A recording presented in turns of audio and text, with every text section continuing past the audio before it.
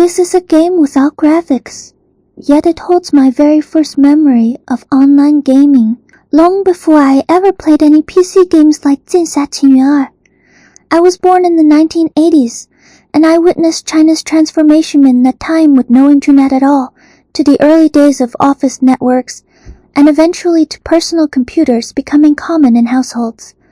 At that time, we did have a computer at home. My parents' office had just set up an internal network. It's very hard for younger generations to imagine, but even within that closed LAN there were BBS forums, role-playing communities, and text-based MUD games. Together, they formed a tiny digital world, our own early internet. The MUD I played was hosted by a player from Guangzhou. It was called Magic Sensei, and it used the exact codebase I'm sharing today. I often sneaked into my mom's office to play the game on her work computer. MUD games were not easy to learn. There were no graphics, only text commands. No tutorials, no Chinese guides. Internet cafes had just become popular, but they had almost no games. I went there to look up information, take notes, and copy file codes onto floppy disks to bring home many Chinese online games. The King of Kings and Fantasy Westward Journey were heavily influenced by MUD design. Even large Western MMOs were born from the same architecture games like Lineage, EverQuest, Shadowbane. You can still see traces of MUD. Systems in how they handle commands, character building, and open-world design. Back then most MUD players were born in the 1970s. I was one of the youngest in the crowd, a rare kid from the 1980s, who had the chance to experience MUDs during the 1990s. Among my peers, very few had even heard of these games, let alone played them. And for today, in younger generation, MUDs are virtually unknown. The communities have faded, and those fast text-based worlds have grown silent. The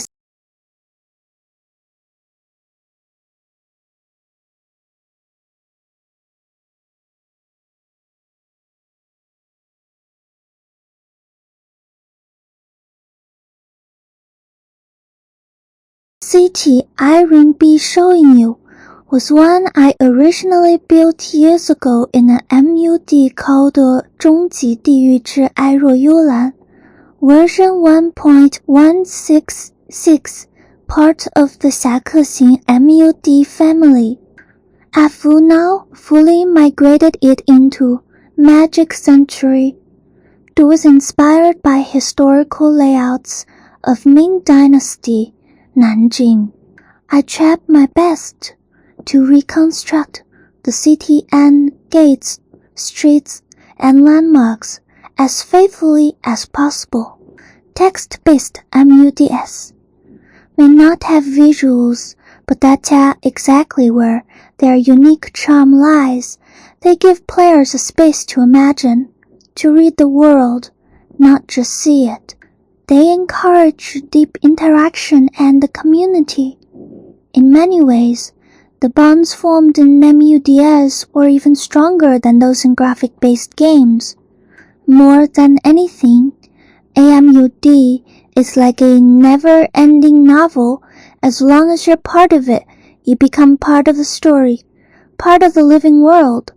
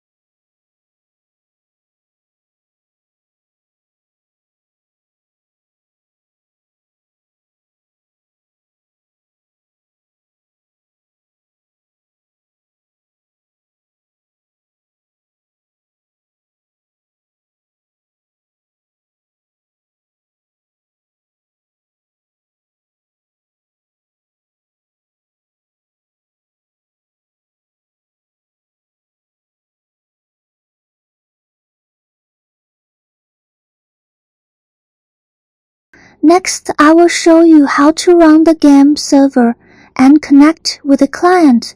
Let's assume you have already downloaded and extracted the game server to a folder on your E drive under e/mhsjo.